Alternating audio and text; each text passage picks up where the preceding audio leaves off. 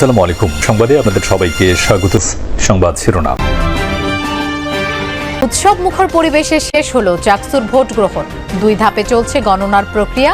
সুষ্ঠু ফলাফল মেনে নিয়ে একযোগে কাজ করার প্রত্যয়। দশক পর চাকসুতে উৎসবের ভোট। 2 ধাপে গণনা শেষে ফলাফল ঘোষণা করবে নির্বাচন কমিশন। বিষাক্ত কেমিক্যালের কারণে মিরপুরে আগুনে পোড়া কারখানা এখনো ঝুঁকিপূর্ণ। ব্যবসায়ীরা দায়িত্বশীল আচরণ করছেন না বললেন উপদেষ্টা। ডিএনএ টেস্টের অপেক্ষায়। দোয়া ভিতরে আছে যে কেমিক্যালটা আছে, অপারেশন করতে সময় লাগবে আমাদের। অতি সত্বর জরুরিভাবে দরকার এগুলোকে চিহ্নিত করে এগুলোকে উৎখাত করা, যাতে জনবহুল এলাকা থেকে এগুলো বের হয়ে যায়। চট্টগ্রাম বিশ্ববিদ্যালয় কেন্দ্রীয় ছাত্র সংসদ ও হল সংসদ নির্বাচনের ভোট গ্রহণ শেষ হয়েছে। সকাল 9:30টায় শুরু হয়ে বিকেল 4টা পর্যন্ত চলে এই ভোট গ্রহণ। যদিও 4টার পরেও বিভিন্ন কেন্দ্রে ভোট গ্রহণ করা হয়েছে, যেহেতু চত্বরের মধ্যে তখনও পর্যন্ত ভোটাররা ছিলেন। এখন চলছে ভোট গণনার প্রক্রিয়া, যা সম্পন্ন হবে 2টি ধাপে। এর আগে বড় কোনো অভিযোগ ছাড়াই বিশ্ববিদ্যালয়ের 5টি অনুষদ ভবনে অবস্থিত ভোট কেন্দ্রে ভোট দেন ভোটাররা। 26টি পদের বিপরীতে ব্যালটে সিল দিতে বেশ সময় লেগেছে তাদের। এজন্য সব কেন্দ্রেই ছিল লম্বা লাইন। দীর্ঘ সময় দাঁড়িয়ে অনেকেই বিরক্তি প্রকাশ করেন।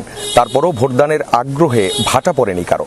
তবে অমোচনীয় কালি ব্যবহার না করায় ক্ষুব্ধ প্রতিক্রিয়া জানায় ছাত্রদল ও শিবির সমর্থিত প্যানেলের ভিপি প্রার্থীরা। জাল ভোটের শঙ্কার কথা জানান। একই সাথে সুষ্ঠু ভোট হলে ফলাফল মেনে নিয়ে একযোগে কাজ করার প্রত্যয়ও ব্যক্ত করেন তারা। প্রশাসন আশ্বস্ত করেছে, ছবিসহ ভোটার তালিকা থাকায় কোনো ধরনের জাল ভোটের সম্ভাবনা নেই। চাকসু ও হল সংসদ মিলিয়ে প্রতিদ্বন্দ্বিতা করেছেন 908 জন প্রার্থী। চাকসুতে 415 জন এবং হল সংসদে 493 জন প্রার্থী। এর মধ্যে 24 জন প্রার্থী বিনা প্রতিদ্বন্দ্বিতায় নির্বাচিত হয়েছেন। এই নির্বাচনে মোট ভোটার 27,517 জন। 24 ঘন্টা পর সম্পূর্ণ নেভানো যায়নি রাজধানীর মিরপুরের কেমিক্যাল গোডাউনের আগুন। ক্ষতিগ্রস্ত ভবন থেকে এখনো ধোঁয়া বেরোচ্ছে, বাতাসে বিষাক্ত কেমিক্যালের গন্ধ ভাসছে। ঘটনাস্থল পরিদর্শন করে ফায়ার সার্ভিসের সহকারী পরিচালক কাজী নজমুজ্জামান বলেছেন, কেমিক্যালের বিষয়টি বিপজ্জনক, তাই আগুন নেভাতে সময় লাগছে। এখনই কারখানার ভেতরে ঢোকা নিরাপদ নয়। আর কোনো মরদেহ আছে কিনা তা নিশ্চিত হওয়া যাবে আগুন পুরোপুরি নেভানোর পরে। এ সময় মহিলা ও শিশু বিষয়ক উপদেষ্টা শারমিন এস মুর্শিদ বলেছেন, মিরপুরে কারখানা ও কেমিক্যাল গুদামে বেআইনিভাবে কেমিক্যাল রাখা হয়েছিল। তদন্ত করে অভিযুক্তদের দ্রুত আইনের আওতায় আনা হবে। জনবহুল এলাকা থেকে অবৈধ কারখানা সরাতে পদক্ষেপ নেওয়ার আশ্বাসও দেন উপদেষ্টা শারমিন। আগুন কখন আসবে? এসাই কখন আমার বডি দিবি ভাই, আমার কলজাটা বাজার আসছে। 12টা বছর তো অপেক্ষা থাকতে থাকতে কে কুয়ে একটা খবর দেয় না। এই খবর আমরা সকালে পাইছি, ঢাকা মেডিকেল আসছে। যে কাপড়টা গায়ে দিয়ে আইছি ওই কাপড়ে একটা টুকরা লাগিয়ে রয়েছে, এই টুকরাটা পুরা গেছে না, এটা গায়ে লাগিয়ে গেছে, এই জন্য চিনছি আমরা। গতকালকে আমাদের স্যাররা বলে গেছেন যে আমাদের যে গার্মেন্টসে যে আগুনটা ছিল সেটা আমাদের সম্পূর্ণ নিয়ন্ত্রণে, কোনো সমস্যা নাই, নির্বাপনও হয়ে গেছে আমাদের। কিন্তু কেমিক্যালের যে আগুনটা আছে এটা সময় লাগবে। মানুষের জীবনের জন্য হুমকি হয়ে দাঁড়াচ্ছে, ক্রমশই এটা খুব খারাপ দিকে যাচ্ছে এবং এটা অবশ্যই এটা এই জায়গাগুলো থেকে এগুলোকে সরাতে হবে। অমোচনীয় কালি মুছে যাওয়ায় ক্ষুব্ধ প্রতিক্রিয়া জানিয়েছেন ছাত্রদল ও শিবির সমর্থিত প্যানেলের ভিপি প্রার্থীরা। জাল ভোটের শঙ্কা তাদের, তবে সুষ্ঠু ভোট হলে ফলাফল মেনে একযোগে কাজ করার প্রত্যয় জানিয়েছেন তারা। এরই মধ্যে অনিয়মের অভিযোগে ছাত্রদলের পক্ষ থেকে নির্বাচন কমিশনের কাছে একটি লিখিত অভিযোগ দেয়া হয়েছে। যারা ভোটার তারা আমাকে বারবার অভিযোগ দিচ্ছে যে তাদের যে কালি সেটা মুছে যাচ্ছে এবং একটা শঙ্কা তৈরি হচ্ছে যে আমাদের শিক্ষার্থীরা যে ভোট দিচ্ছে উপযুক্ত প্রার্থীকে দিতে পারছে কিনা, এবং একাধিক কিন্তু এখানে জাল ভোট পড়ার কিন্তু সম্ভাবনা তৈরি হয়েছে। এই কালিটি মুছে যাচ্ছে, এটা একটা মুছনীয় কালি। আমরা বলেছিলাম একটা অমুছনীয় কালি যেন ব্যবহার করা হয়। আমার মনে হয় যে প্রশাসন এ ব্যাপারে কতটুকু আসলে দায়িত্ব পালন করছে আমি জানি না। আমাদের ভোটাররাই আমি মনে করি যে শঙ্কিত হওয়ার স্বাভাবিক। চাকসু ও হল সংসদ মিলিয়ে প্রতিদ্বন্দ্বিতা করছেন 908 জন প্রার্থী। চাকসুতে 415 জন এবং হল সংসদে 493 জন প্রার্থী।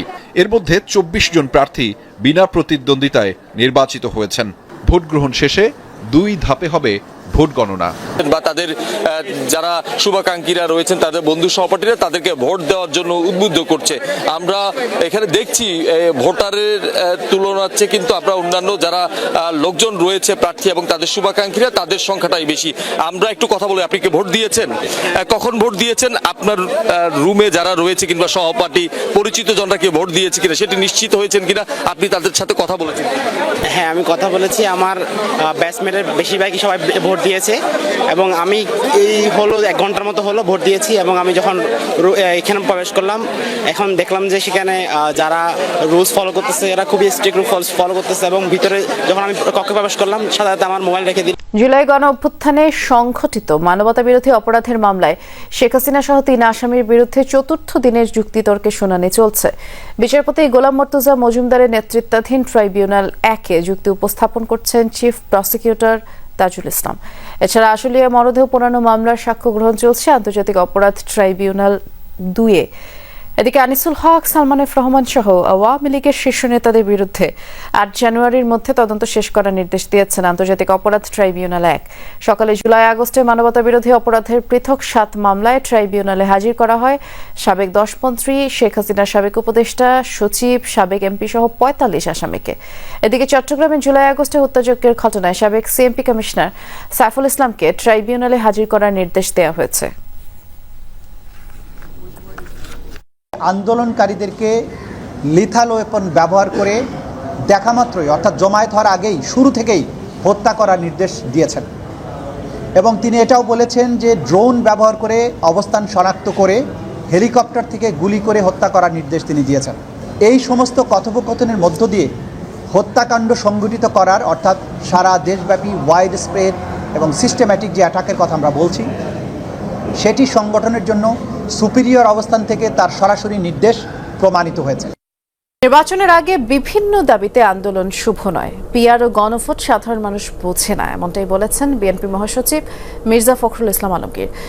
সকালে ঠাকুরগাঁয়ে গড়েয়া ইউনিয়নের এক মতবিনিময় সভায় তিনি বলেন, বিএনপি যদি ক্ষমতায় যায় তাহলে 1 কোটি বেকারের চাকরি নিশ্চিত করা হবে। আমরা যদি নির্বাচিত হতে পারি, আমাদের প্রথম কাজ কি হবে? এই যে এত বেকার আমাদের ছেলেরা পাস করে, চাকরি পায় না, এই চাকরির নিশ্চয়তা করার জন্য আমরা 1 কোটি চাকরির ব্যবস্থা করব, কর্মসংস্থানের ব্যবস্থা করব। না, বলা যাচ্ছে না। এটা আমাদের সার্চ অপারেশন করতে আরো সময় লাগবে, যেহেতু বিল্ডিং ক্ষতিগ্রস্ত হয়েছে। এই বিল্ডিং এর এই স্ট্রাকচারাল এই ইস্যুটা আগে আমাদের দেখতে হবে, দেখে তারপরে আর কেমিক্যালের যে ড্রেন আউট প্রসেস, যেটা আমরা ফায়ার ফ্লাড বলছি, সেটা করার জন্য আরও সময় দরকার হবে। এটা 36 ঘন্টাও লাগতে পারে, 72 ঘন্টাও লাগতে পারে। তবে আমরা খুবই সিস্টেমেটিক এবং প্রোগ্রেসিভ ওয়েতে কাজ করছি, এজন্য একটু সময় লাগছে। আমি অলরেডি বলেছি যে এটা সার্চ অপারেশন ব্যতীত আমরা বলতে পারবো না। Thank you. এলাকায় এটা গোয়ার একটা